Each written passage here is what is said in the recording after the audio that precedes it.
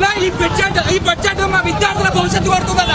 కనీసము మాకు ఒక విద్యా బడ్జెట్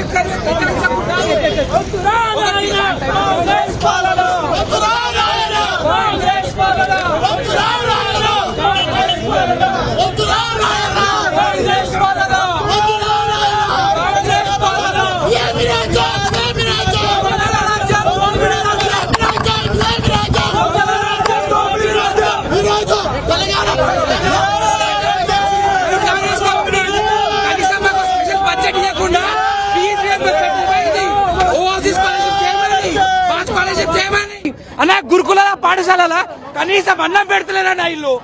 ఇలా అన్న మా గురించి మాట్లాడేది ఆ బడ్జెట్ ఏనా అన్న? మా విద్యార్థుల కోసం నువ్వేం చేసినావు అన్న?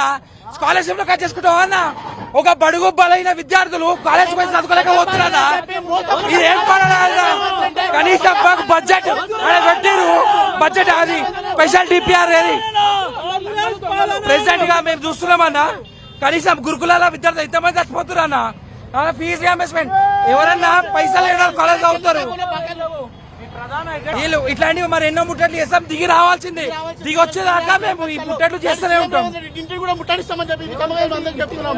వద్దురా నాయన, వద్దురా నాయన. రేవంత్ రెడ్డి చెప్తే తక్షణమే ప్రజాపాలన వద్దురా నాయన.